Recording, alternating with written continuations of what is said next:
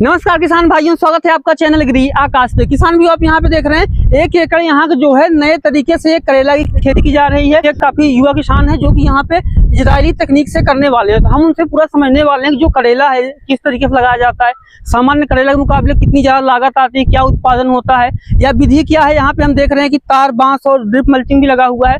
पूरा इनसे हम समझेंगे कि कितना लागत है, कितना प्रॉफिट है। इस वीडियो को आप पूरा देखिएगा। चैनल पे पहली बार आए हैं सब्सक्राइब कर लीजिएगा। भाई साहब हमारे साथ हैं, सर स्वागत है आपका हमारे यूट्यूब चैनल पे। धन्यवाद भैया। जी अपना थोड़ा सा परिचय बताइए हमारे किसान भाइयों को। जी मेरा नाम सागर कुमार साहू है जी। मैं छत्तीसगढ़ राज्य के एक छोटे से जिला खैरागढ़ खदानगंडी के पास में एक छोटा सा गांव रेमड़वा का निवासी हूँ, जो कि मुझे करेला की खेती करते हुए ये तीसरा साल है जी। करेला 3 साल से आप खेती कर रहे हैं, और ये जो आप खेती कर रहे हैं ये नई तकनीक से, ये क्या है, इसके बारे में हमारे जो किसान भाई हैं उनको डिटेल से बताइए। और किसान भाइयों को हम ये कहेंगे कि वीडियो को आप अंतिम तक देखिए, क्योंकि यहाँ पे बहुत सारी चीजें हैं, जैसे ड्रिप है, मल्चिंग है, ये तार बांस है, रोग कौन से आते हैं, बहुत तरह की चीजें हैं, लागत मुनाफा, क्योंकि ये 3 साल करने वाले हैं तो हम इनसे डिटेल से लेंगे। क्या है भैया, पहले खेती जो होता था हम लोग साधारण विधि से करते थे, जमीन पर ही। इसमें क्या है, इतना खर्चा नहीं हो पाता था, पहले भी ज्ञान भी नहीं था कि करेला की खेती के बारे में, तो ये सब चीज नहीं कर पाते थे हम लोग। पहले जमीन में ही ऐसे ही लगा कर किया करते थे। इसका जो नार है, हमारे यहाँ नार बोलता है लता को, तो जमीन में ही बिछा रहता था। उसी की वजह से उत्पादन भी कम आता था, लागत भी बहुत कम मात्रा में होता था, तो उत्पादन भी बहुत कम आता था। और ये क्या है, मेरे को जहाँ तक मालूम है, ये शायद मल्चिंग ड्रिप वाला जो सिस्टम है ये इजराइल का तकनीक है शायद, वहीं से इसको हमारे इंडिया में लाया गया। जो हमारे भारत देश के किसान है वो लोग गए, देखे, प्रशिक्षण लिए, उससे सीख कर यहाँ भारत में लाया गया है इसको। 3 सालों से करेला खेती कर रहे हैं। सबसे पहले आपने बताइए कि जो करेला खेती है वो किस तरह की मिट्टी में करनी चाहिए जहाँ पे कि उत्पादन अच्छा मिले।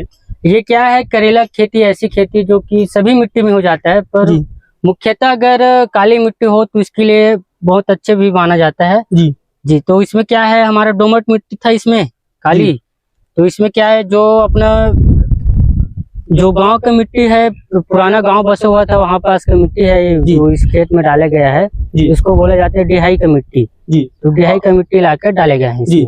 और खेत की तैयारी कैसे करते हैं? यहाँ पे आपने ड्रिप लगा रखा है, मल्चिंग लगा रखा है, तो खेत की तैयारी कैसे करते हैं और ड्रिप मल्चिंग कैसे बिछाते हैं, इसके बारे में बता दीजिए।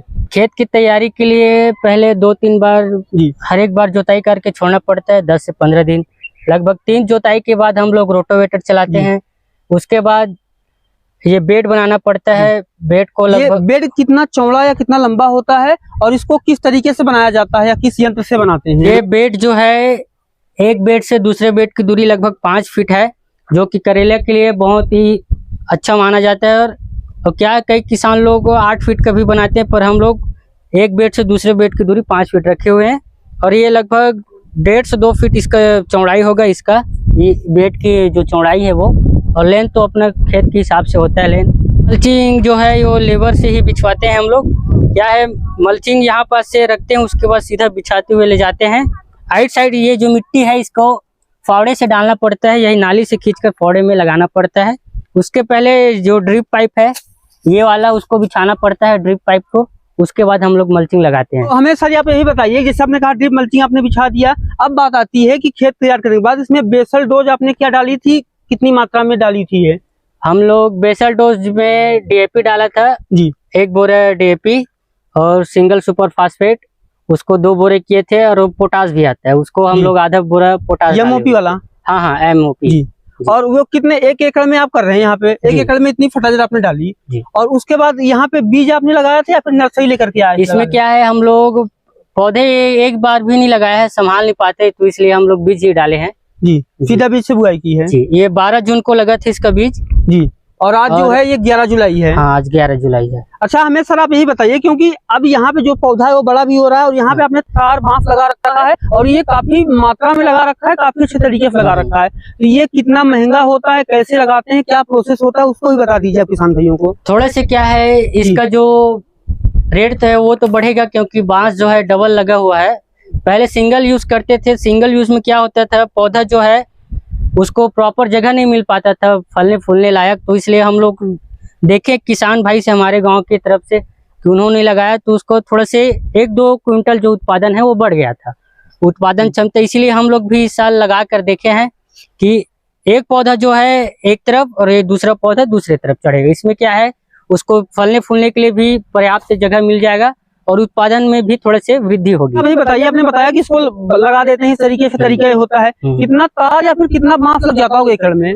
1 एकड़ में मुझे लगभग 1200 ये जो बांस का बल्ली है वो लगा है जी। और ये वाले जो चिकन तार है ये लगभग 4 किलो के आसपास ये लगा है। ये लोहे का होता है? हाँ, लोहे का होता है। और ये हर लाइन के किनारे पे इसको मजबूती देने के लिए आपने लगाया हुआ है? हाँ, बिल्कुल बिल्कुल। और ये कितना लगा होगा ये प्लास्टिक वाला तार? ये लगभग 4 से 5 बिंडल लगा हुआ है मेरे यहाँ 1 एकड़ में। हाँ, किलो के हिसाब में भी आता है ये जी, पर वो हम लोग बंडल से ही लिए हैं। जी ठीक है, ये हो गया। अब सर बात आती है कि बेसन में हमने जो खाद डाली उसके बाद आपने इसमें सिंचाई के तौर पे क्या किया है, दवाई क्या डाली या फिर और कौन सी खाद डाली, उसके बारे में बताएं। मेरे हिसाब से तो जब तक पौधा छोटा है, जब तक आपको ड्रेंचिंग करते बन रहा है तब तक ड्रेंचिंग ही करो जी। इसमें ड्रिप से केवल पानी ही दो 1 महीना।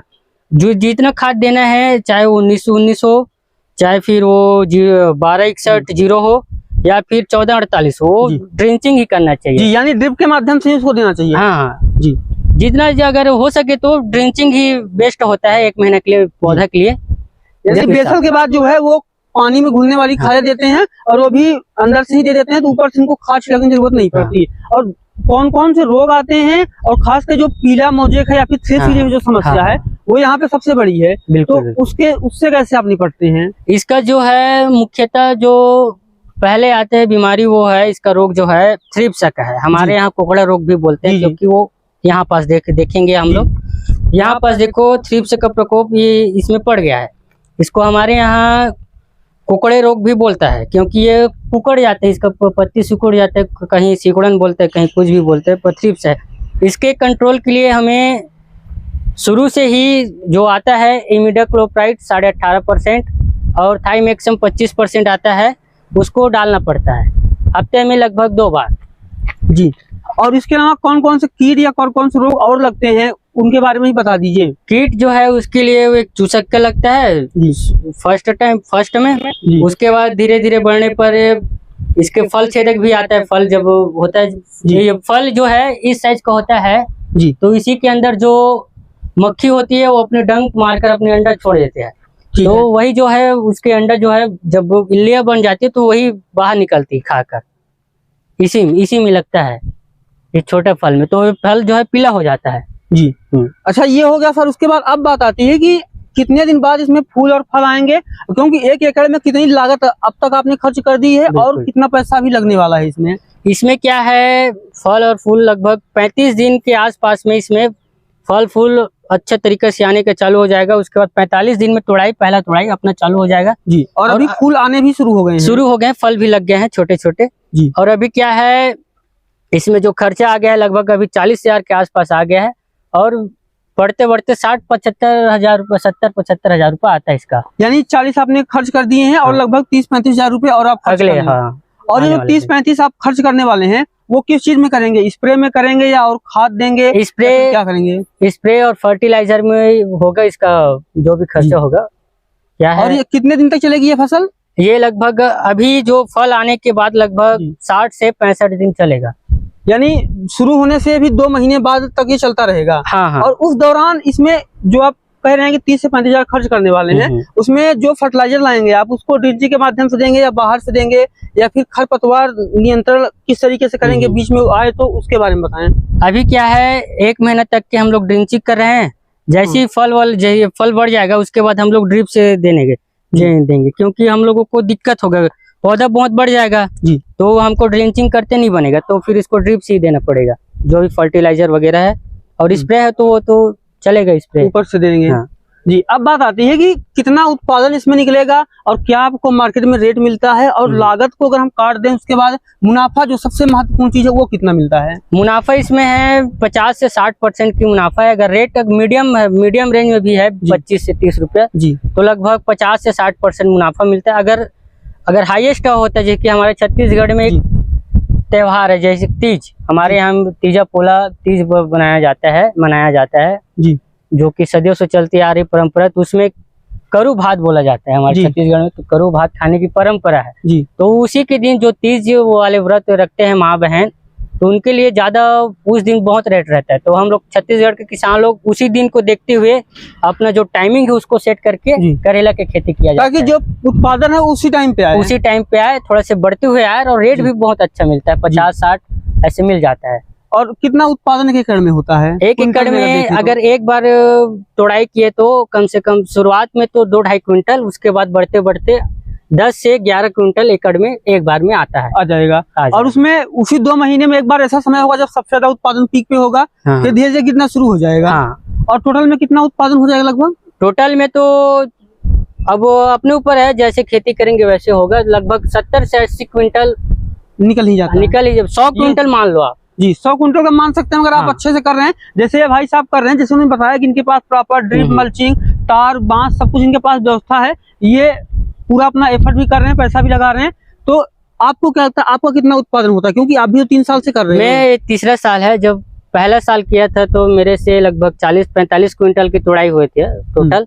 उसके बाद में बढ़कर 20 क्विंटल बढ़कर मेरा पिछले साल 65 क्विंटल हुआ। और इस बार मेरा टारगेट है कहीं 80-85 का, क्योंकि खर्चा भी किया है, ये बांस भी एक्स्ट्रा लगा है दोनों साइड का। तो मेरा अनुमान है कि 80-85 क्विंटल हो जाए। जी, यानी हम एक चीज ये भी कह सकते हैं कि इसमें जो है उत्पादन का एक औसत तो है ही, क्योंकि अभी जैसे बता रहे हैं इनका तीसरी साल जो है औसत बढ़ता ही जा रहा है। तो हम ये नहीं कह सकते कितना उत्पादन होता है। मैं यही कह सकता हूँ अगर आप इसको अच्छे से ख्याल रखते हैं और इसमें कोई रोग समस्या नहीं आती है, तो आप जितने लंबे समय तक पौधा स्वस्थ रहेगा आप उत्पादन लेते रहेंगे। और इसका एक बीमारी और है, डॉनी मिल्ड्यू और पाउडरी मिल्ड्यू। हाँ। इसमें जो है डीएपी जो आता है, हाँ। उसको कई लोग क्या है उसको ड्रिंचिंग कर देते हैं, घोल डाल देते हैं। जी। तो करेले में क्या है, खास करके ये बात ध्यान रखें कि डीएपी का जो घोल है उसको न डाले, ड्रिंचिंग न कर। इसमें क्या है, पाउडरी मिल्ड्यू जो है वो जल्दी आने की संभावना बढ़ जाती है। जी। हाँ, तो अगर डीएपी आप दे रहे हैं, और मुझे लगता है कि बहुत सारे लोग ऐसा डीएपी डालते हैं, और ये एक रोग ही बाद में हो जाता है उनके लिए। वो क्या है, करेला जो है उसमें जो डॉनी मिल्ड्यू, पाउडरी मिल्ड्यू है, बहुत जल्दी पीलापन होना बहुत जल्दी आ जाता है, और सफेद धब्बा वो बहुत जल्दी आ जाता है। उसके खरपतवार नाशक के लिए हम लोग निंदाई गुड़ाई भी करते हैं, और ज्यादा बढ़ गया तो उसके लिए खरपतवार नाशक आता है जी, उसको स्प्रे करते हैं।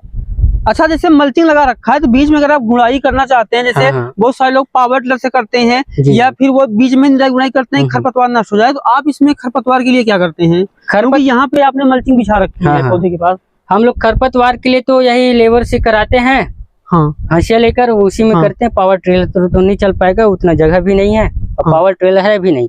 और क्या है, कभी कभी खरपतवार नाशक का भी इस्तेमाल करते हैं। अब थोड़ा बहुत पत्ते में देखो, यहाँ पर थोड़ा से खरपतवार जो नाशक है उसका प्रभाव पड़ने से पत्ते में भी इसमें दाग धब्बा जैसे हो जाता है, पर वो ठीक हो जाता है बहुत जल्दी, इसे डरने की कोई बात नहीं रहता है। और मेरे अनुमान से खरपतवार नाशक जो है बहुत ही कम इस्तेमाल करना चाहिए, जितना ज्यादा हो सके निंदाई गुड़ाई ही करना चाहिए। जी। तो किसान भाई, आपने देखा कि हमारे साथ किसान भाई हैं जिन्होंने लगभग 3 साल से ये खेती कर रहे हैं करेले की, और इन्होंने हमें पूरी अच्छी जानकारी दी। लास्ट में आपसे ये कहना चाहूंगा, जो नए किसान हैं जो भी करना चाहते हैं, जैसे अपने उत्पादन में मैंने आज देखा कि उत्पादन जो है वो उतना निकल सकता है जितना आप रख रखाव कर सकते हो, पौधे को लंबे समय तक स्वस्थ रख सकते हैं। जो सब्जियों की खेती कर रहे हैं वो अगर उनको आप क्या कहेंगे, उनको कैसे करनी चाहिए? वो लोग तो सभी लोग अब आजकल के जो दिन है उसमें अब क्या है, यूट्यूब सोशल मीडिया का जमाना है, उसमें सबकी जानकारी मिलती रहती है। जैसे कि आप लोग आए, बहुत अच्छा भी लगा, कुछ जानकारियाँ हम भी दे सकते हैं, किसी से हम भी लेते हैं, हम भी सीखते हैं, उसी प्रकार के हम लोग भी करते हैं खेती। तो ज़्यादा से ज़्यादा जो भी है सभी को देखकर ही खेती करना चाहिए मेरे हिसाब से। जी। तो किसान भी वीडियो कैसा लगा आपको? चैनल पे पहली बार आए हैं, सब्सक्राइब कर लीजिएगा। भाई साहब ने हमें इतनी जानकारी दी, मैं इनसे पहली बार मिल रहा हूँ, लेकिन उन्होंने बहुत अच्छे से हमसे बातचीत भी की और वीडियो भी बनवाया। इनका बहुत बहुत धन्यवाद। धन्यवाद भैया।